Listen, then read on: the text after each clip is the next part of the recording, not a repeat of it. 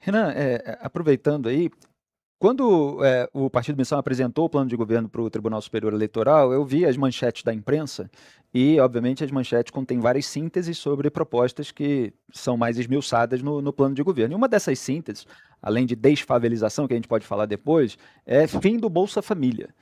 E durante muito tempo e durante muitas corridas eleitorais, a esquerda em torno do Lula sempre acusou os adversários de querer acabar com o Bolsa Família. Olha, se eles forem eleitos, eles vão acabar com o Bolsa Família. O Jair Bolsonaro chamava de Bolsa Farelo, criticava, dizia que era um instrumento usado para comprar o voto do idiota. Quando chegou no governo, acabou transformando ali o programa em Auxílio Brasil, mudando de nome, e no final aumentando o valor do benefício. Se não me engano, foi de 400 para 600 reais no último ano do governo, o ano eleitoral.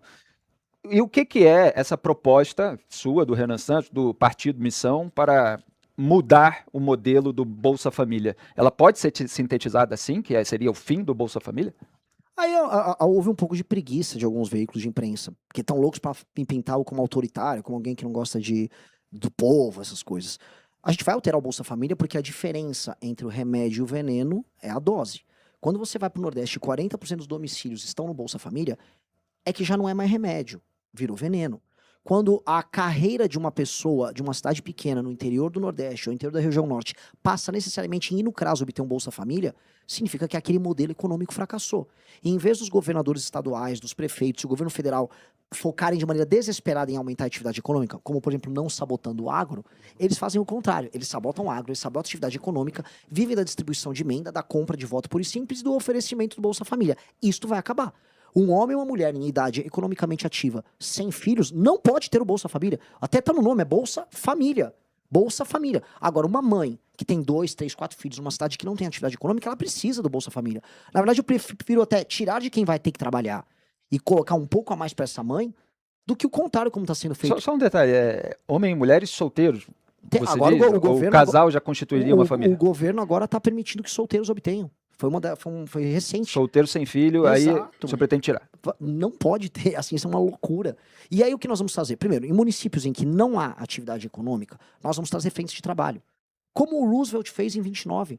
O Roosevelt, houve a crise e eles falaram, vamos fazer frente de trabalho de infraestrutura. A infraestrutura, nesses ambientes rurais, em que há uma maior incidência de Bolsa Família, ela é inexistente. Eu fui para uma das cidades mais pobres do Brasil, Marajá do Sena. O pequeno agricultor que faz a agricultura familiar de milho dele, ele não consegue botar numa saveiro o milho dele e levar ela para a cidade, que seja para mandar para um repassador, porque simplesmente não tem a via de acesso. Vamos fazer um programa de micro-reformas de infraestrutura, contando com essas pessoas, pagando um valor um pouco maior do que o Bolsa Família e inserindo essas pessoas nessas obras. Para isso, tem que fazer reforma fiscal, para ver espaço fiscal para o governo investir junto com os municípios. E à disposição do cidadão, ao chegar no CRAS, em vez de encontrar automaticamente o Bolsa Família, encontrar o formulário. Olha, vem participar dessa frente de trabalho, trabalha 4 vezes por semana, vai receber por hora um valor melhor. E aí a gente começa a reinserir essas pessoas. E onde há aumento de atividade econômica, aí o Bolsa Família tem que ser substituído. Até porque alguém paga essa conta. Tem um entregador agora, um motoboy, um cara do iFood, trabalhando em dobro para sustentar ele, o Estado brasileiro e outras pessoas que não estão trabalhando. Eu trabalho por essa pessoa também.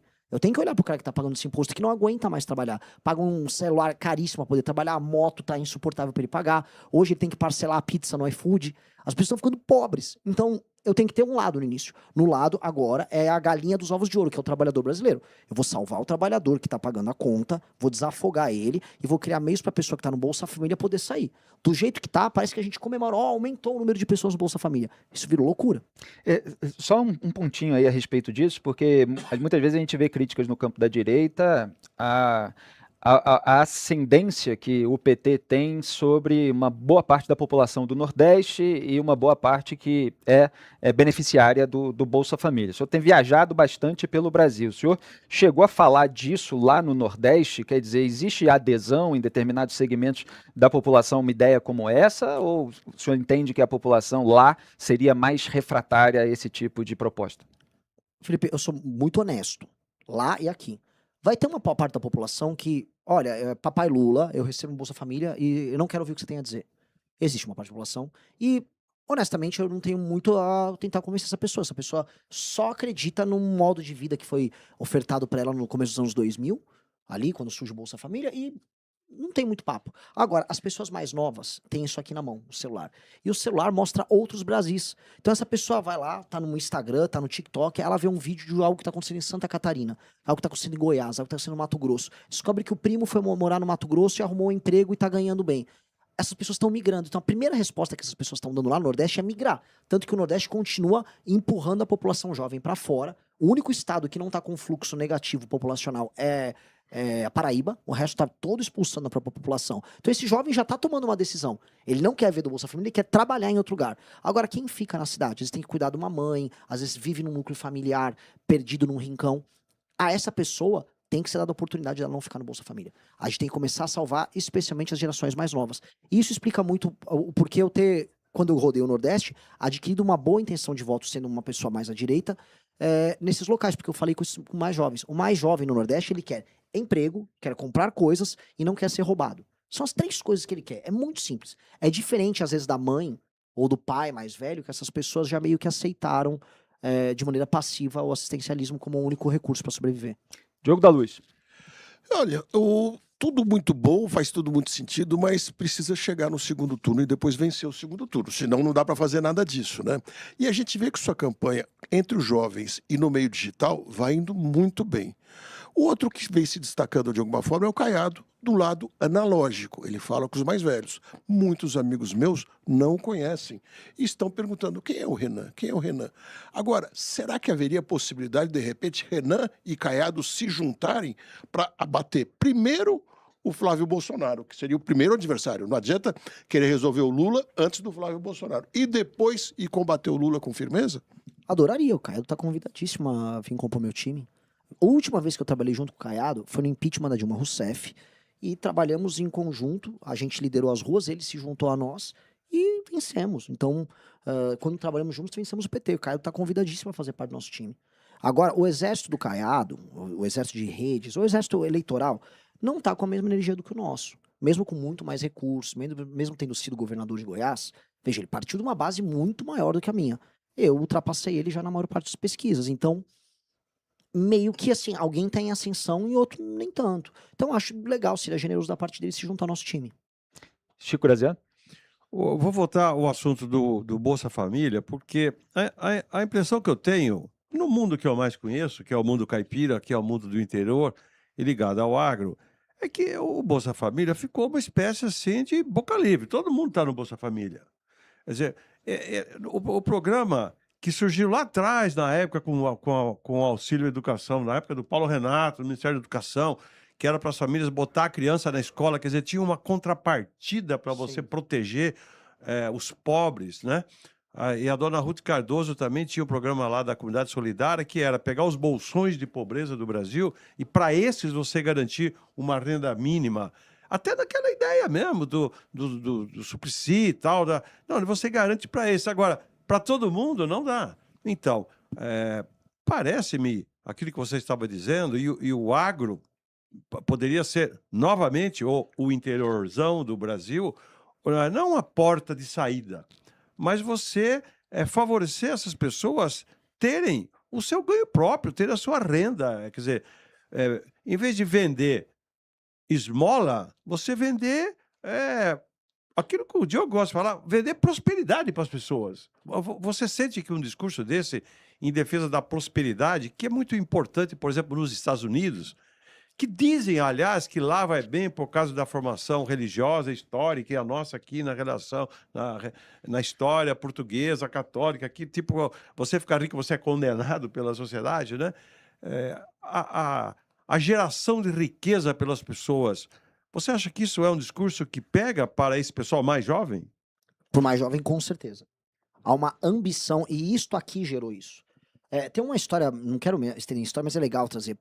Boa parte do fim da legitimidade do regime da União Soviética se deu na Olimpíada de Moscou de 80, quando os soviéticos viram o mundo ir lá para Moscou para assistir às Olimpíadas, e aí viram as câmeras fotográficas, as roupas, toda a tecnologia que o outro mundo tinha, e falaram, meu Deus, eu vivo nas trevas aqui. E aquilo assustou a população e aquilo ajudou a terminar de correr o regime.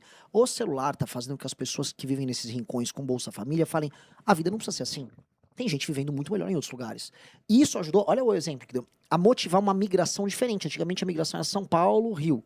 Hoje a migração, assim, gente do Pará vai para o Paraná, gente do Maranhão vai para o Mato Grosso, gente da Bahia tá indo para Goiás. Hoje a migração é difusa, porque as pessoas estão vendo muita coisa diferente acontecer em outros lugares.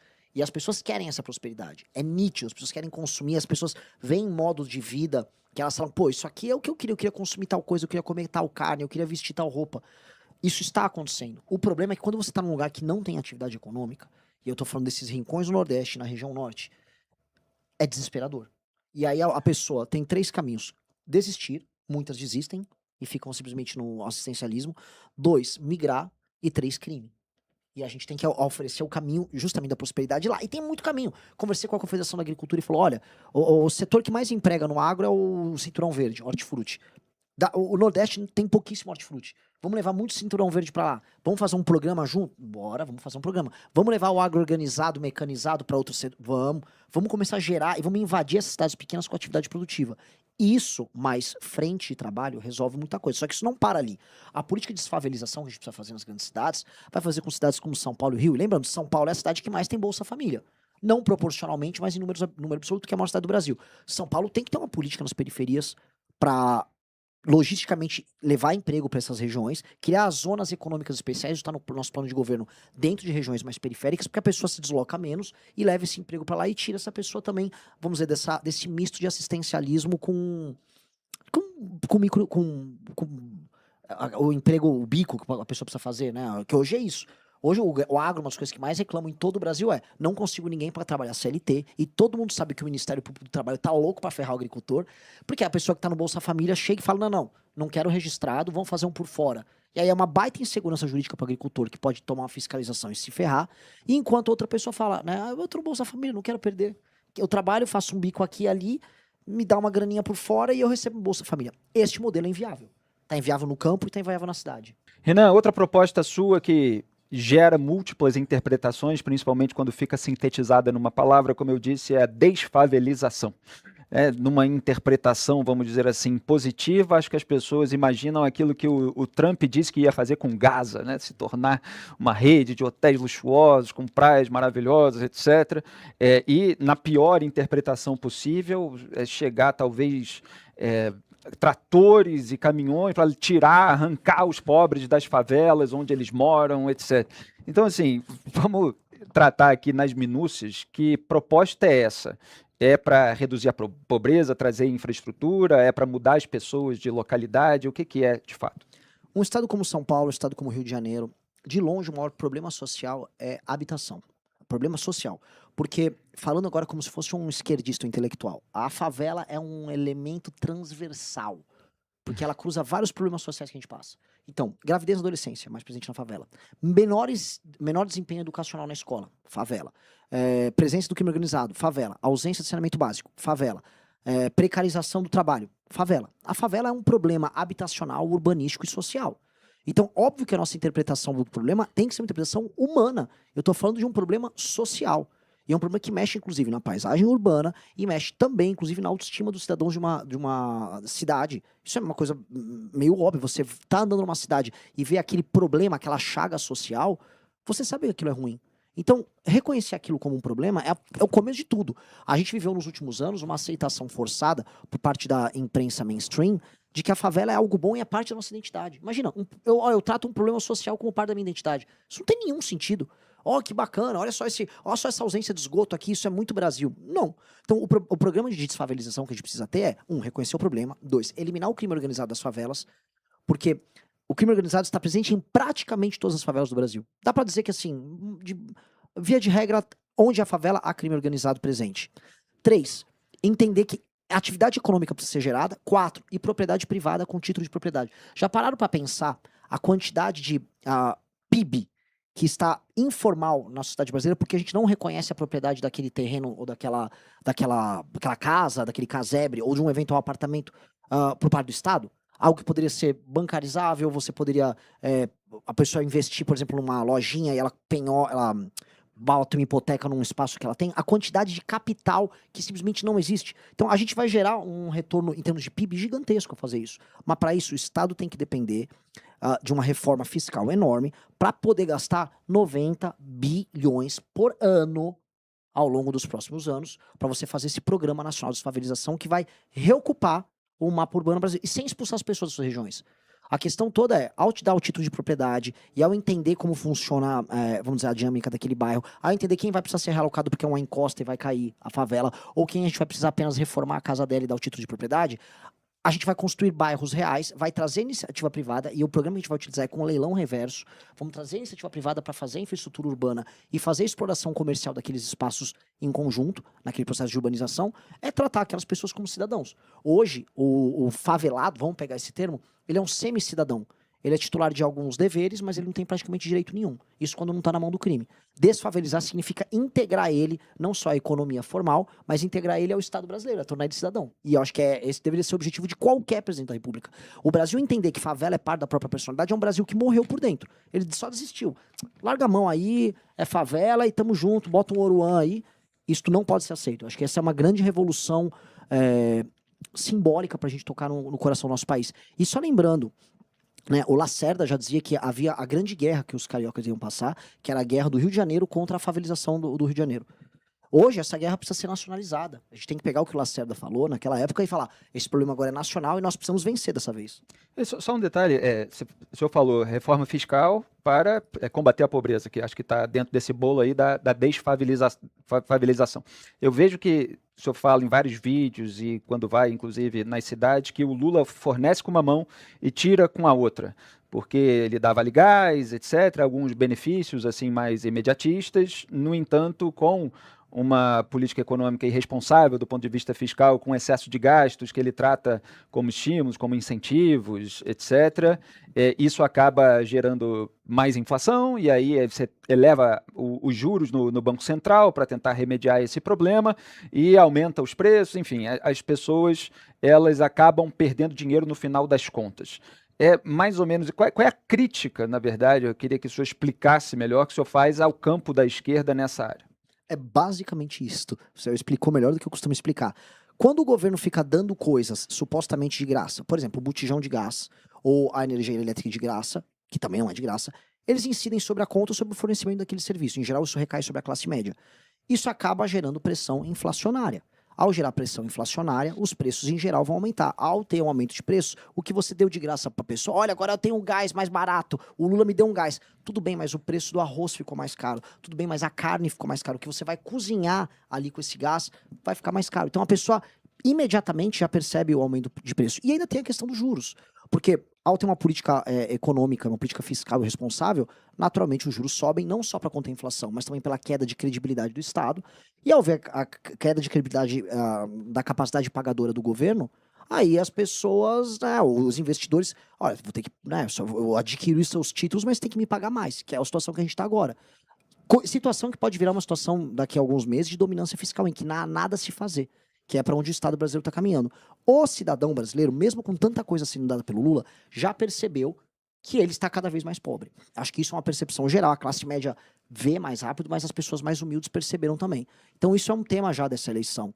E eu acho que é importante que seja, porque o populismo uma hora passa a ser brecado. Porque a pessoa passa a perceber que me deu botijão, mas tá tudo mais caro. Então é bom, veja só que cruel eu tô falando aqui, é bom que as pessoas percebam logo isso, porque as pessoas têm que sair de um modelo em que, né, o governo gasta demais e ir para um modelo em que o governo gasta de menos e aí sobra mais dinheiro para elas.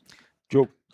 Bom, tudo isso faz muito sentido, etc., mas as pessoas têm que escutar a sua fala, né? E já tem o problema de que a sua penetração analógica não é muito grande, pelo menos até agora. Tempo de televisão, me parece que não vai ter, ou se tiver, vai ser muito pequeno. A possibilidade que os debates fiquem esvaziados, ou você vai conseguir inflar a campanha nos debates. Eu acho essa é uma provocação sua muito boa, porque aqui eu tô num ambiente com pessoas muito inteligentes e a live tá enorme, e uma live com 10 mil pessoas é maior do que a live do lançamento da candidatura do Flávio. O Flávio falou simples, dançou, e a gente teve mais audiência aqui falando de coisas complexas do que ele lá. O que mostra que tem muita gente no Brasil procurando solução séria. E a gente, com todo o respeito aos demais pré-candidatos, nós estamos trazendo propostas sérias. Eu estou discutindo coisas, inclusive, impopular aqui. Então, isso mostra que é um caminho. Esse caminho, quando for colocado no analógico, quando eu aparecer na TV para falar isso, vai acontecer igual no digital. Porque a verdade é a verdade em qualquer ambiente. E modéstia à parte, também considero que eu falo melhor do que os demais. Há uma tentativa, e eu acho que esta é a grande questão, o Felipe também trouxe, de esvaziamento dos debates. Que é o Lula não ir, aí o Flávio ficar com a desculpa perfeita para não ir também, e aí fazer um debate de comadre entre eu, o Caiado e o Zema. E aí não teria a audiência que teria com os dois, e aí eles simplesmente vão fingir que não há eleição pro eleitor votar no embalo. Eu acho que isso vai ter um efeito contrário, grande. As pessoas agora vão dar atenção para eleição. Agora, a atenção que estava sendo dada para política até a Copa era mínima, passou a Copa, agora a atenção aumenta. E as pessoas vão querer ouvir as respostas dos demais candidatos, especialmente o Lula, que em condições normais de temperatura e pressão, não sendo Flávio, ele perde. Não sendo Flávio, o Lula vai perder a eleição. O Lula, toda a aposta dele é no Flávio. Então ele finge que tá muito seguro, mas na verdade ele tem que contar com a ida do Flávio pro segundo turno. E o Flávio, ele quer ir pro segundo turno nem que seja para perder, porque aí ele mantém a liderança da direita. É só as pessoas entenderem essa farsa que as pessoas vão olhar para quem tá em terceiro e vão elevar. Modéstia à parte, eu estou conseguindo fazer isso por enquanto digitalmente. Havendo um espacinho, não precisa de muito, no analógico a gente brilha. Mas para não perder a provocação, o senhor é comadre do Romeu Zema, do Partido Novo? Não, muito... Eu não sabia. Não, infelizmente, inclusive no trio ali, eu acho que eles vão vir pra cima de mim, inclusive. Mas eu falo muito de comadre porque, né, vão ficar os três ali falando mal do Lula, falando mal do Flávio, vamos discutir. Mas assim, a forma como Os três falando mal do Flávio, o senhor acha? eu acho que o Zema, ele vai falar que o Flávio é um cara inadequado. Ele vai falar de maneira muito calma. Olha, o Flávio errou. Mas vai falar alguma coisinha. Eu vou ser bem mais vocal. O Caiado, acho que vai ensaiar alguma coisa um pouco mais intensa. Mas no fim do dia, eles não são dois bandidos como o Lula e como o Flávio. Então as pessoas estão esperando sangue e espetáculo nos debates, como foi agora na última eleição de 24. Não acredito que verão. Eu não sou uma pessoa que vou baixar o nível. Eu quero mostrar que eu tenho propostas melhores do que eles. Então quem está esperando sangue no debate não verá. As pessoas precisam ter o Lula e o Flávio ali presentes para que as coisas sejam discutidas. Gostou desse corte? Então não se esqueça de deixar seu like e de se inscrever no canal para mais vídeos como esse. Te vejo no próximo vídeo.